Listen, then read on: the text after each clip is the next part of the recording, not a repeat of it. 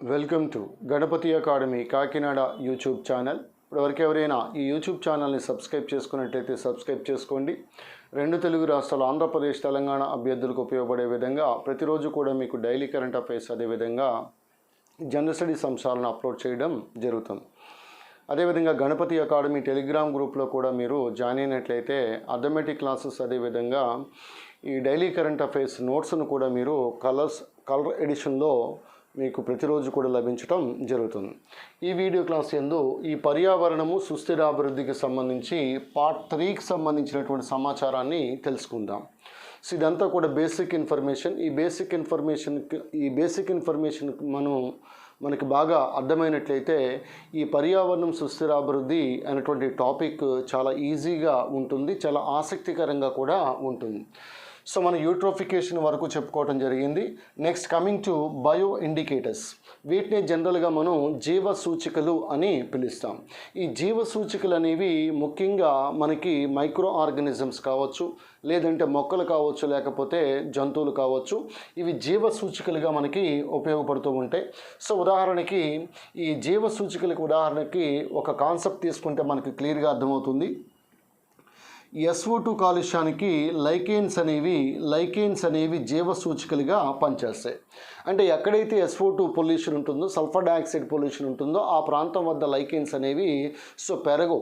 ఆ ప్రాంతం వద్ద లైకేన్స్ అనేవి ఉండకపోవడాన్ని బట్టి SO2 కాలుష్యాన్ని మనం ఈజీగా అంచనా వేయడానికి ఆస్కారం ఉంటుంది. అలాగే త్రాగే నీటిలో మనకి ఈ ఎషరీషియా కోలై అనేటువంటి బ్యాక్టీరియా ఉన్నట్లయితే ఆ మంచినీరంతా కూడా కలుషితం చెందిందని మనం గుర్తుపెట్టుకోవచ్చు. ఇది మంచినీటికి సంబంధించి ఇది బయో ఇండికేటర్గా పనిచేస్తుంది. అదేవిధంగా డయాటమ్స్ కూడా ఈ మంచినీటి కాలుష్యానికి కూడా డయాటమ్స్ అనేవి జీవ సూచికలుగా ఉపయోగపడ్డాన్ని గమనించాలి. డయాటమ్స్ అనేవి మనకు సముద్రంలోనూ ఉంటాయి, అదేవిధంగా మంచినీటిలోనూ కూడా ఉంటాయి. సో ఈ మంచినీటిలో డయాటమ్స్ ఉంటాన్ని బట్టి కూడా మనం జనరల్గా వీటిని బయో ఇండికేటర్స్గా చెప్పొచ్చు. అలాగే నదీ కాలుష్యానికి సూచిక మనకి ఆక్సిజన్ తగ్గినట్లయితే దాన్ని నదీ కాలుష్యానికి సూచికగా మనం చెప్పుకుంటాం.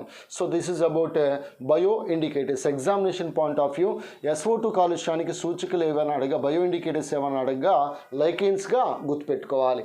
సో అదేవిధంగా మనకి కోలై బ్యాక్టీరియా అనేది మంచినీరు, త్రాగే నీరు కలుషితం చెందింది అనడానికి బయో ఇండికేటర్గా కోలైని మనం గమనించవచ్చు. అలాగే డయాటమ్స్ ఈ ఫ్రెష్ వాటర్ పొల్యూషన్కు కూడా ఇండికేటర్స్గా డయాటమ్స్ అనేవి పనిచేస్తాయి, ఇది గుర్తుపెట్టుకోవచ్చు. నెక్స్ట్ బయో టాయిలెట్స్ అనేటువంటి కాన్సెప్ట్ ఇటీవల బాగా మనకి తరచూ వినిపిస్తూ ఉంది. అయితే ఈ బయో టాయిలెట్స్కి సాధారణమైనటువంటి టాయిలెట్స్కి తేడా ఉంటుంది. బయో టాయిలెట్స్లో జనరల్గా మానవుని చేత విసర్జించబడినటువంటి విసర్జక పదార్థం అనేది అనరోబిక్ బ్యాక్టీరియా సహాయంతో ఆ విసర్జక పదార్థం ఏదైతే ఉందో అది జనరల్గా మనకి వాయువు రూపంలో, నీటి రూపంలోకి మార్చబడుతుంది. సో తద్వారా ఈజీగా మనం ఈ వ్యర్థ పదార్థాలని వాయువు నీటిగా మార్చేందుకు కొరకు ఇటీవల కాలంలో ఈ బయో టాయిలెట్స్ని ట్రైన్స్లో ఎక్కువగా ఉపయోగిస్తూ ఉన్నాం.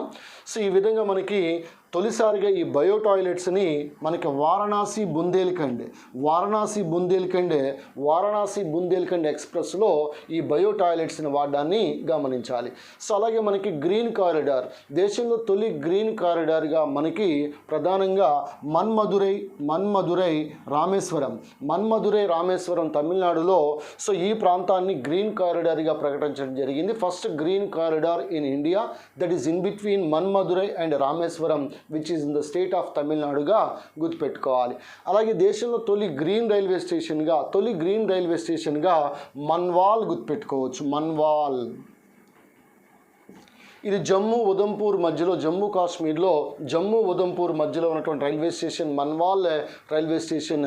ఈ రైల్వే స్టేషన్ని సౌర విద్యుత్తే నడుపుతూ ఉన్నారు, అదేవిధంగా ఎలక్ట్రిసిటీతో నడుపుతూ ఉన్నారు. చుట్టూ మొక్కల యొక్క పెంపకం ఇవన్నీ కూడా జరుగుతూ ఉన్నాయి. సో ఈ విధంగా ఇటువంటి రైల్వే స్టేషన్ని మన్వాల్ రైల్వే స్టేషన్ అని పిలుస్తాం. First green railway station in India, first green corridor in India, that is in between Manamadurai and Rameswaram. ఈ ప్రాంతంలో సో బయో టాయిలెట్లు గట్ట ఉపయోగించి రైల్వే ట్రాక్ల మీద ఈ విసర్జక పదార్థాల గట్ట పడకుండా సో చూడడం జరిగింది.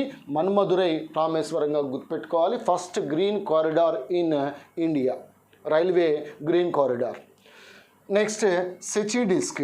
ఈ సెచి డిస్క్ అనేది నీటి యొక్క నాణ్యతను తెలుసుకోవడానికి, నీటి యొక్క నాణ్యత అంటే ట్రాన్స్పరెన్సీ తెలుసుకోవడానికి, లేదంటే దానిలో ఉన్న టర్బిడిటీ అంటే మాలిన్యాలు అని పిలుస్తాం. సో నీటి యొక్క స్వచ్ఛత లేదా ట్రాన్స్పరెన్సీ తెలుసుకోవడం కోసం, లేదా టర్బిడిటీ తెలుసుకోవడం కోసం. ఉదాహరణకి సముద్రంలో మనం ఏదైనా పడవ మీద వెళ్ళే సమయంలో సెచి డిస్క్ను నీటిలో కనుక పంపించినట్లయితే ట్రాన్స్పరెంట్గా కనిపించేంత వరకు కూడా మనకి నీరంతా కూడా ట్రాన్స్పరెంట్గా ఉన్నట్లు లెక్క. సో అది కనిపించలేదు అంటే ఆటోమేటిక్గా టర్బిడిటీ మలినాలు ఉన్నట్టుగా గమనించాలి. కాబట్టి సెచి డిస్క్ అనేటువంటి యంత్రాన్ని, పరికరాన్ని ముఖ్యంగా సో నీటి యొక్క ట్రాన్స్పరెన్సీ తెలుసుకోవడానికి ఉపయోగపడుతుంది, నీటి యొక్క పారదర్శకతను తెలుసుకోవడానికి ఉపయోగపడుతుంది, నీటిలో మలినాలు టర్బిడిటీ ఎంత ఉందో తెలుసుకోవడానికి కూడా ఈ సెచి డిస్క్ ఉపయోగపడుతుంది. నెక్స్ట్ క్వాడ్రేట్ విధానం. ఈ క్వాడ్రేట్ ప్రాసెస్ ద్వారా నీటిలో జనరల్గా సరస్సు లేదా కొలనులో నీటి మొక్కల యొక్క లెక్కింపుని చేపడతారు. So counting of hydrophytes in a lake. So that is by క్వాడ్రేట్ process, క్వాడ్రేట్ విధానం ద్వారా తెలుసుకుంటాం. నెక్స్ట్ వృక్ష ప్లవకాలు, వీటిని ఫైటోప్లాంక్టాన్ అని పిలుస్తాం. జంతు ప్లవకాలు జూ ప్లాంక్టాన్ అని పిలుస్తాం. ఫైటోప్లాంక్టాన్స్ అనేవి మనకి ఓషన్స్లో, సీస్లో, అలాగే సరస్సుల్లో మనకి ఈ ఫైటోప్లాంక్టాన్స్ అనేవి కనిపిస్తాయి. ముఖ్యంగా కిరణజన్య సంయోగ క్రియను జరిపితే కార్బన్ డైఆక్సైడ్ని బాగా శోషించుకుంటాయి. ఇవి ఈ వృక్ష ప్లవకాలు ఆహారంగా తీసుకునేవి జంతు ప్లవకాలు, జంతువుల యొక్క డెంబకాలు, జంతువు యొక్క లార్వా కానీ చిన్న జంతువులన్నీ కూడా మనకి జంతు ప్లవకాల కిందకి రావడం జరుగుతుంది. సో కావున ఇక్కడ ఈ వృక్ష ప్లవకాలు ఏవైతే ఉన్నాయో ఇవన్నీ కూడా ఏకకణ జీవులు, ఫైటోప్లాంక్టాన్ అని పిలుస్తాం. సో పెద్ద జంతువులు కూడా ఆహారంగా ఉపయోగపడతాయి. ఉదాహరణకి సముద్రంలో తిమింగలం యొక్క ఆహారము వృక్ష ప్లవకాలుగా గుర్తుపెట్టుకోవాలి. సో కాబట్టి ఈ వృక్ష ప్లవకాలు ఏవైతే ఉన్నాయో ఈ సముద్రంలో ఇవి ప్రధానంగా ఉత్పత్తిదారులుగా, ప్రొడ్యూసర్స్గా మనకి పనిచేస్తాయి. This is very important. వృక్ష ప్లవకాలు ఫైటో ప్లాంక్టాన్ అని పిలుస్తాం. అలాగే జంతు ప్లవకాలు జూ ప్లాంక్టాన్ అని పిలుస్తాం. వృక్ష ప్లవకాలను ఆహారంగా తీసుకునేవి జంతు ప్లవకాలు జూ ప్లాంక్టాన్. సో జంతువుల యొక్క చిన్న డెంబకాలు, సో అదేవిధంగా ఏకకణ జంతువులు ఇవన్నీ కూడా ఈ జంతు ప్లవకాల కిందకి రావడం అనేది గమనించాలి. సో నెక్స్ట్ అదేవిధంగా బెంతాస్. ఈ బెంతాస్ అనేవి ఈ సరస్సు యొక్క అడుగు భాగంలో నివసించే జంతువులుగా గుర్తుపెట్టుకోవాలి. ఈ సరస్సు యొక్క అడుగు భాగంలో మనకి కాంతి అనేది ఉండదు. అటువంటి ప్రాంతం వద్ద ఈ ఏఫోటిక్ జోన్లో, ఏఫోటిక్ అంటే కాంతి లేనటువంటి మండలంలో ఈ బెంతాస్ జీవులు ఉంటాయి. సో వీటిని జనరల్గా డెట్రివోర్లు అని పిలుస్తాం. డెట్రివోర్స్. ఈ కుళ్ళిన ఈ కర్బన సంబంధ ఆహార పదార్థాలను ఆహారంగా తీసుకుంటే వాటిని మనం డెట్రివోర్స్ అని పిలుస్తాం. బెంతాస్ కొలను లేదా సరస్సు యొక్క అడుగు భాగంలో ఉన్నటువంటి జంతువులుగా గుర్తుపెట్టుకోవాలి. నెక్స్ట్ నెక్టాన్. ఈ నెక్టాన్ అంటే సరస్సులో చాలా ఫాస్ట్గా ఈదే జంతువులను ఏమంటారంటే నెక్టాన్ అని పిలుస్తాం. న్యూస్టాన్. సో నీటి యొక్క ఉపరితలంపై ఆ నీటికి మరియు గాలి యొక్క ఉపరితలంపై నివసించే జంతువులు జనరల్గా ఈ న్యూస్టాన్ అని పిలుస్తాం. వీటిలో మనకి హైపోన్యూస్టాన్, ఎపిన్యూస్టాన్, హైపోన్యూస్టాన్ అనే 2 రకాలు ఉంటాయి. సింపుల్గా నీటి యొక్క ఉపరితలంపై నివసించే జంతువులని, జీవులని న్యూస్టాన్ అని పిలుస్తాం. అలాగే పెరిఫైటాన్. ఈ పెరిఫైటాన్ అనేటువంటి జంతువులు ముఖ్యంగా మొక్కలకి, పెద్ద ఆకులకి అంటిపెట్టుకుని ఉండే జంతువులని పెరిఫైటాన్ అని పిలుస్తాం.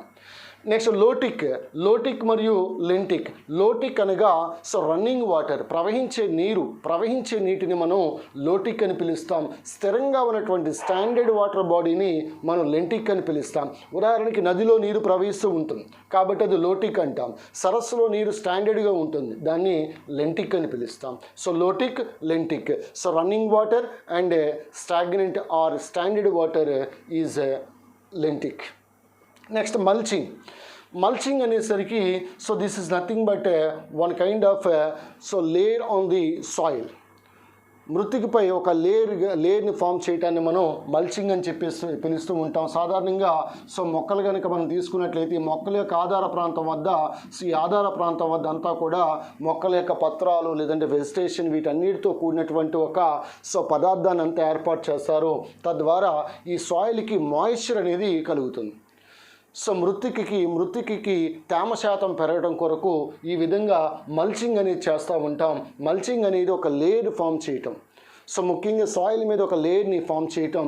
ఈ మల్చింగ్ కారణంగా ఈ మొక్కలకి సో ముఖ్యంగా ఈ అడుగు భాగంలో ఈ సాయిల్ ఏదైతే ఉందో ఈ సాయిల్లో ఆ సాయిల్ మాయిశ్చర్ కంటెంట్ అనేది బాగా పెరుగుతుంది.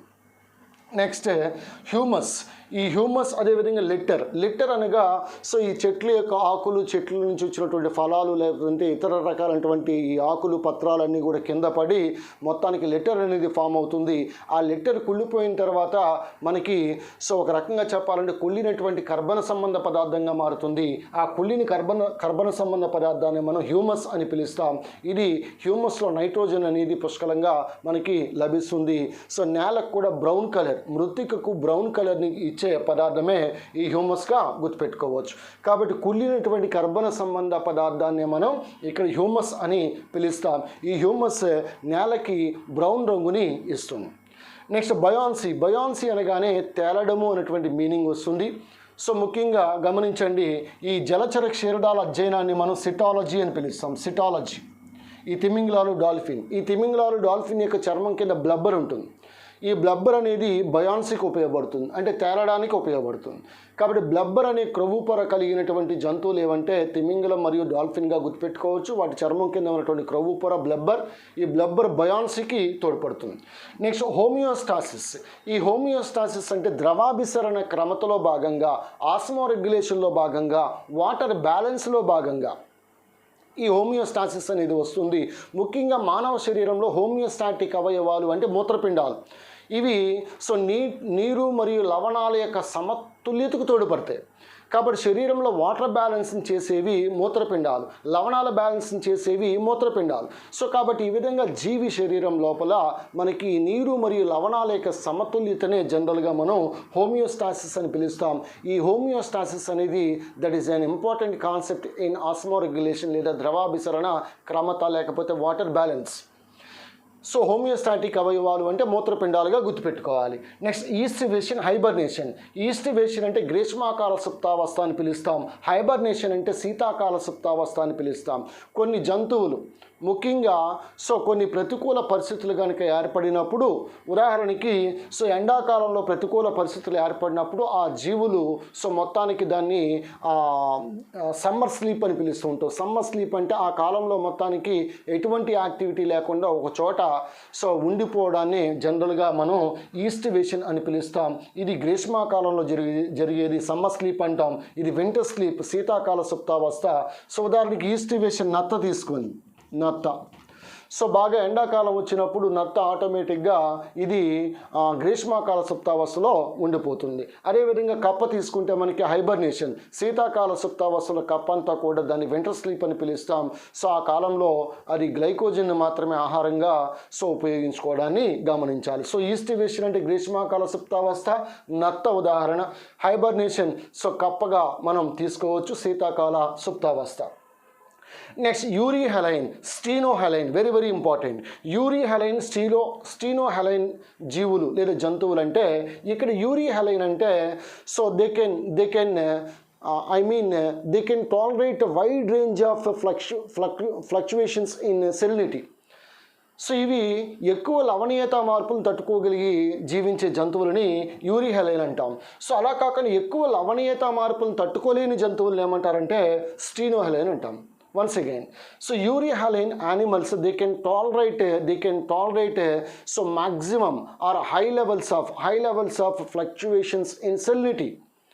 సో సెలినిటీ అంటే ఏంటి? సముద్రంలో ఉన్నటువంటి లవణీయతే కదా. సో కాబట్టి ఎక్కువ లవణీయత మార్పులు ఉంటాయి. ఆ ఎక్కువ లవణీయత మార్పులను తట్టుకోగలిగే జంతువులు యూరిహెలైన్. సో అలా ఎక్కువ లవణీయత మార్పులను తట్టుకోలేనటువంటి జంతువుల్ని స్టీనోహెలైన్ అని పిలుస్తాం. నెక్స్ట్ నటాలిటీ అంటే జనన రేటు. ఒక గివెన్ టైంకి ఒక పర్టికులర్ టైంకి ఇన్ని జననాలు అని చెప్పేసి నమోదవుతూ ఉంటాయి కదా, జనన రేటు అంటాం. మోర్టాలిటీ అంటే మరణ రేటు అని పిలుస్తాం. ఉదాహరణకి కరోనా సమయంలో మనకి సో దేశంలో రోజు ఇంతమంది చనిపోతూ ఉన్నారని చెప్పేసి మనం చెప్తా ఉన్నాం. ఇండియా ఆల్రెడీ 3వ స్థానంలోకి వచ్చింది, ఆంధ్రప్రదేశ్ 4వ స్థానంలోకి వచ్చింది. సో ప్రస్తుతం నేను తూర్పుగోదావరి జిల్లాలో ఉన్నాను. తూర్పుగోదావరి జిల్లాలో కూడా ఎక్కడ పడితే అక్కడ కరోనా కేసెస్ అనేవి పెరిగిపోతూ ఉన్నాయి. సో ముఖ్యంగా జూలై, ఆగస్ట్, సెప్టెంబర్, అక్టోబర్ ఈ 4 నెలలు కూడా చాలా చాలా చాలా కీలకం.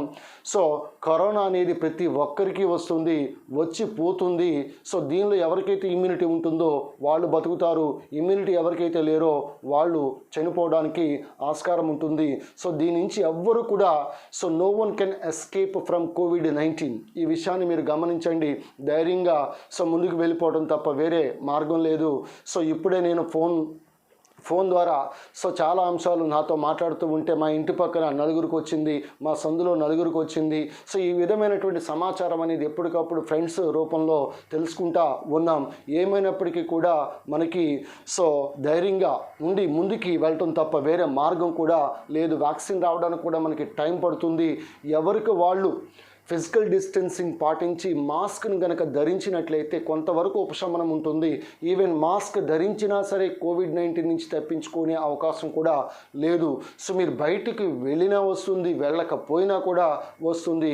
అందువల్ల సో ఎవరైతే ఈ COVID-19 బారి నుంచి తప్పించుకోవాలి అని అనుకుంటున్నారో ఇంటి పట్టునే ఉండి బయటికి వెళ్లకుండా ఎవరిని కూడా ఇంటికి రానివ్వకుండా సో మీరు జాగ్రత్తలు కొన్ని పర్సనల్ కేర్ కనుక తీసుకున్నట్లయితే కొంతవరకు ఉపశమనం లభిస్తుంది. But nobody can escape from COVID-19. ఇది నెటాలిటీ జనన రేటు, మోర్టాలిటీ అంటే మరణ రేటు. నెక్స్ట్ ఇక్కడ హెర్బీవోర్ అంటే శాకాహారి, శాకాహారి. కార్నివోర్ మాంసాహారి, కార్నివోర్స్ మాంసాహారులు. నెక్స్ట్ అది ఆమ్నివోర్ సర్వభక్షకులు, మానవుడు సర్వభక్షకి, కాకి సర్వభక్షకి. నెక్స్ట్ అదేవిధంగా శాంగ్వివోర్ అంటే రక్తాన్ని ఆహారంగా తీసుకునేది. రక్తాన్ని ఆహారంగా తీసుకునేది ఏముంటుందో ఆడదోమలు ఉంటాయి. ఆడదోమలు రక్తాన్ని ఆహారంగా తీసుకుంటే, మగదోమలు రక్తాన్ని ఆహారంగా తీసుకో, మగదోమలు మంచియే. ఆడదోమలు మటుకు రక్తాన్ని ఆహారంగా తీసుకుంటాయి. సో మగదోమలు పార్కుల్లో తిరుగుతూ ఉంటాయి. ఈ కరోనా టైంలో పార్కులు కూడా లేవు, పోనీ అక్కడ పోదామంటే. సో పార్కులకి వెళ్ళినా కానీ ఆడదోమలు అక్కడ వదలడం లేదు. పార్కుల్లో కూడా ఆడదోమలు మళ్ళీ రక్తాన్ని పీలుస్తూ ఉన్నాయి. మగదోమలు పాపం చెట్ల రసాలను పీల్చుకుంటాయి. ఆడదోమలు మటుకు రక్తాన్ని తాగేస్తాయి, రక్తాన్ని పీల్చేస్తాయి. రంభా, ఉరూసి, మేనక లాంటి దోమలు ఉన్నాయి. అనాఫలిస్, క్యులెక్స్, ఎడిస్. ఈ ఎడిస్ కింగ్ మస్కిటో. మళ్ళీని ఈ కింగ్ మస్కిటో అని పిలుస్తున్నాం. మస్కిటోలో రారాజు ఎడిస్. సో వీటి నుంచి తప్పించుకోలేకపోతూ ఉన్నాం. సో శాంగ్వివోర్ రక్తాన్ని ఆహారంగా తీసుకుని నల్లి కానీ, జలగ కానీ, ఆడదోమలు కానీ. సో నెక్స్ట్ అదేవిధంగా ఫ్రుగివోర్ సో పండ్ల రసాలను ఆహారంగా తీసుకునే ఫ్రుగివోర్. ఇన్సెక్టివోర్ కీటకాలని ఆహారంగా తీసుకునే జంతువులు ఇన్సెక్టివోర్స్ అని పిలుస్తాం. అలాగే వాలెంట్ అంటే ఫ్లయింగ్. సో వైహాయన జీవనాన్ని గడిపేవి పక్షులు కానీ లేకపోతే ఇతర రకాలైనటువంటి కొన్ని జంతువులు సో గాల్లో ఎగురుతూ ఉంటాయి కదా. ఎగరడాన్ని ఫ్లయింగ్ అంటే వాలెంట్ అంటాం. వాలెంట్ అడాప్టేషన్స్ ఉంటాయి. ఉదాహరణ పక్షులు తీసుకుంటే వాటిలో ఎముకలు, వాతిలాస్తులు గాలి చేత నిండి ఉంటాయి, ఈజీగా పైకి ఎగురుతాయి. వాటిలో మూత్రాశయం ఉండదు. సో రెక్కలు అనేవి ఉంటాయి. ఈ రకంగా వాలెంట్ అడాప్టేషన్స్ ఉంటాయి. నెక్స్ట్ కర్సోరియల్. సో పరిగెత్తే జంతువుల్ని కర్సోరియల్ అంటాం. కుక్క కానీ సో ఇలాంటి జంతువులన్నీ కూడా కర్సోరియల్ అని పిలుస్తాం, పరిగెత్తితే. ఫస్సోరియల్ అంటే బొరియల్లో జీవించేవి. వానపాము. సో వానపాము, ఎకిడ్నా సో ఎకిడ్నా లాంటి జంతువులు, వానపాము లాంటి జంతువులు, వీటిని ఫస్సోరియల్ అంట. ఆర్బోరియల్ చెట్ల మీద జీవించే జంతువులని ఆర్బోరియల్ అని పిలుస్తాం. చెట్ల మీద జీవించే జంతువులని ఆర్బోరియల్ అని పిలుస్తాం. సో వాలెంట్ అంటే ఫ్లయింగ్, కర్సోరియల్ అంటే పరిగెత్తడం, ఫస్సోరియల్ అంటే బొరియల్లో జీవించటం. నెక్స్ట్ అదేవిధంగా ఆర్బోరియల్ అంటే చెట్లపై నివసించటం. సో ఇది మనకి పర్యావరణ సుస్థిరాభివృద్ధి పార్ట్ 3కి సంబంధించినటువంటి సమాచారం. సో రేపు నేరుగా మనం సో ఒక యూనిట్, ఒక చాప్టర్కి సంబంధించినటువంటి సమాచారాన్ని సో మీకు విపులంగా వివరిస్తాను. చాలా తక్కువ సమయంలోనే అద్భుతమైనటువంటి సమాచారం మీకు అందించే విధంగా మీకు పర్యావరణ కాలుష్యానికి సంబంధించి కానీ లేకపోతే వన్యప్రాణి సంరక్షణకు సంబంధించి కానీ వెట్లాండ్స్ చిత్తడి భూములకి సంబంధించి కానీ అదేవిధంగా మనకి ఈ మ్యాంగ్రూవ్స్కి సంబంధించి కానీ సో వీటిలో ఉదాహరణగా మనకి ఇంకొకటి కూడా వస్తుంది. దాన్ని మనం ఈకోటోన్ అని పిలుస్తాం. ఈకోటోన్ కాన్సెప్ట్ గురించి వెరీ ఇంపార్టెంట్ ఇది. సో ఈకోటోన్ అంటే వెరీ సింపుల్. ఒకటి, రెండు పెద్ద కమ్యూనిటీలు తీసుకోండి, రెండు పెద్ద సముదాయాలు తీసుకోండి. రెండు లార్జ్ కమ్యూనిటీస్ తీసుకుందాం. రెండు లార్జ్ కమ్యూనిటీస్ అంటే ఉదాహరణకి ఇక్కడ సముద్ర నీరుంది, సో అదేవిధంగా ఇక్కడ నదీ నీరుంది. ఈ రెండింటి మధ్య ఉన్నటువంటి పరివర్తన మండలాన్నే మనం ఈకోటోన్ అని పిలుస్తాం. ఈకోటోన్. లేదా ఇక్కడ ఫారెస్ట్ ఉంది, పక్కన గడ్డి భూములు ఉన్నాయి, ఈ రెండింటి మధ్య ఉన్నటువంటి పరివర్తన మండలాన్నే ఈకోటోన్ అని పిలుస్తాం, ఈకోటోన్. అలాగే మనకి ఏటిగట్టులు ఉంటాయి, ఏటిగట్టులు కాలువ గట్టులను పిలుస్తూ ఉంటాం కదా. సో ఈ విధంగా ఈ ఏటిగట్టు కావచ్చు, లేకపోతే ఈ ఫారెస్ట్, అదేవిధంగా గడ్డి భూములకి మధ్య ఉన్నటువంటి ప్రాంతం కావచ్చు, నెక్స్ట్ సముద్రము, నది, ఈ ప్రాంతం వద్ద సో పరివర్తన మండలం ఏర్పడుతుంది. ఉదాహరణకి ఈ ప్రాంతాన్ని మనం ఎస్చురీ అని పిలుస్తాం, ఎస్చురీ నదీ ముఖ ద్వారం. సో నదీ ముఖ ద్వారం ఏదైతే ఉందో అది ఈకోటోన్గా సో మనం పేర్కొంటాం. కాబట్టి రెండు సముదాయాల మధ్య, రెండు లార్జ్ కమ్యూనిటీస్ మధ్య ఉన్నటువంటి పరివర్తన మండలం, ట్రాన్సిషన్ జోన్నే మనం ఈకోటోన్ అని పిలుస్తాం. Very very important. సో మరి ఈకోటోన్లో ఉన్నటువంటి జీవజాతులు చాలా ఎక్కువ రకాలైనటువంటి జీవజాతులు ఇక్కడ ఉండటానికి ఆస్కారం ఉంది. సో ఇక్కడ సముద్రంతో పోల్చినప్పుడు, నదితో పోల్చినప్పుడు ఎక్కువ జీవజాతులు అనేవి ఈ ఈకోటోన్లో ఉండటానికి ఆస్కారం అనేది ఉంది. So meet you tomorrow with more current affairs and general studies classes. This is Ganapati sir from Ganapati academy, Kakinada, Andhra Pradesh. Video చూసిన వారు తప్పకుండా మీరు లైక్ అన్నా చేయండి, కామెంట్ అన్నా చేయండి. సో మీరు కామెంట్ కూడా చేయకపోతే మనకి జనరల్గా ఎటువంటి వీడియో క్లాసెస్ చేయాలి, మీ యొక్క రిక్వైర్మెంట్స్ అనేవి కూడా నాకు తెలియకపోవడానికి ఆస్కారం ఉంటుంది. దయచేసి సబ్స్క్రైబ్ చేసుకోండి. అదేవిధంగా ఈ బెల్ ఐకాన్ని మీరు క్లిక్ చేసినట్లయితే ప్రతిరోజు మీకు నోటిఫికేషన్స్ అనేవి వస్తాయి. సో ఇవన్నీ కూడా ఉచితంగా చేసే క్లాసెసే, పెయిడ్ క్లాసెస్ కూడా కావు. సో కొన్ని వీడియోలు చూస్తూ ఉన్నాం, 4-5 క్వశ్చన్లు ఎక్స్ప్లెయిన్ చేస్తున్నారు, 4-5 క్వశ్చన్లు ఎక్స్ప్లెయిన్ చేసి ఆటోమేటిక్గా ఇదే మా యొక్క సమాచారం, ఇదే మా యొక్క నాలెడ్జ్ అని చెప్తా ఉన్నారు. పూర్తిగా ఒక క్లాస్ అనేది ఎక్కడ కూడా మనకి అవైలబిలిటీ అనేది ఉండటం లేదు. సో చాలా మీకు ఏ సమాచారమైనా సరే ఇప్పుడు పెయిడ్గా కొనుక్కోవాల్సినటువంటి అవసరం లేదు. పర్యావరణ సుస్థిర అభివృద్ధి అని కొడితే వస్తుంది, శాతాలు యావరేజెస్ అని కొడితే వచ్చేస్తుంది, లేకపోతే మీకు సో ఏదైనా రక్త వర్గాలు లేదా బ్లడ్ గ్రూప్స్ అంటే కొడితే వస్తుంది, చమురు శుద్ధి కర్మాగారాలు అని కొడితే వచ్చేస్తుంది, ఆయిల్ రిఫైనరీస్ ఇన్ ఇండియా అని కొట్టండి, గణపతి అకాడమీ సంబంధించింది కనిపిస్తుంది, హెవీ వాటర్ ప్లాంట్స్ అని కొట్టండి. సో మీకు ఈజీగా దానికి సమాచారం దొరుకుతుంది. సో అందువల్ల మీరు ఈ క్లాసెస్ అన్నీ కూడా యూట్యూబ్లో తప్పదు. మనకి ఇదంతా కూడా ఆన్లైన్ ఎడ్యుకేషన్ అయిపోయింది. భవిష్యత్తులో ఎప్పుడు కోచింగ్ సెంటర్లు ఓపెన్ చేస్తారో కూడా మనకి తెలియదు. ఒకవేళ ఆఫ్లైన్ కోచింగ్ వచ్చినప్పటికీ కూడా స్టూడెంట్స్ని తల్లిదండ్రులు పంపించడానికి కూడా భయపడతారు. అందువల్ల భవిష్యత్ అంతా కూడా ఆన్లైన్ మీదే ఎక్కువగా ఆధారపడి ఉంది. సో ఇటువంటి సమాచారం అంతా కూడా మీకు గణపతి అకాడమీ మెటీరియల్లో మాత్రమే మీకు లభిస్తుంది. మార్కెట్లో చాలా మెటీరియల్స్ ఉండవచ్చు, వివిధ రకాల కోచింగ్ సెంటర్ల మెటీరియల్స్ ఉండవచ్చు, కానీ జనరల్ స్టడీస్ అంతా కూడా నేనే రాయడం జరుగుతుంది. అందువల్ల మీకు బాక్స్ ఐటమ్స్తో సహా, కరెంట్ జనరల్ స్టడీస్తో సహా మీకు ఎగ్జామినేషన్కి ట్రెండ్కి అనుగుణంగా మీకు మెటీరియల్ కావాలితే మటుకు both English and Telugu medium కేవలం గణపతి అకాడమీ మెటీరియల్లో మాత్రమే ఇటువంటి అంశాలన్నీ కూడా కవర్ అవుతాయి. కావాల్సి ఉంటే మీరు క్రాస్ చెక్ చేసుకోవచ్చు. Thank you. ఎప్పుడు మీ విజయాన్ని కోరుకునే మీ అన్నయ్య. ఎప్పుడూ హోప్ను వదులుకోవద్దు. దయచేసి అందరూ కూడా, మనమందరం కూడా పేద కుటుంబం నుంచి వచ్చిన వాళ్ళమే. ఇటువంటి సమయంలో మీతో పాటు మీరు ఎలాంటి ఇబ్బందులు పడుతున్నారో మేము కూడా అలాంటి ఇబ్బందులే పడుతూ ఉన్నాం. అయినప్పటికీ కూడా మనం ధైర్యంగా ఈ కరోనాని ఎదుర్కొని ముందుకు వెళ్ళాల్సినటువంటి అవసరం ఉంది. సో అందువల్ల 10 మందికి ధైర్యం చెప్తూ మీరు కూడా ముందుకు సాగాలని కోరుకుంటూ ఉన్నాను. ఎప్పుడూ మీ విజయాన్ని కోరుకునే మీ అన్నయ్య, Ganapati sir from Ganapati academy, Kakinada, Andhra Pradesh. Meet you tomorrow.